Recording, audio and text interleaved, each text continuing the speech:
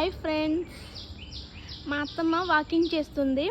ఎందుకంటే normal delivery కోసం హెల్త్కు మంచిది. సో ఫ్రెండ్స్, డాక్టర్ కూడా చెప్పారు నార్మల్ డెలివరీ కావాలంటే వాకింగ్ చేయాలని.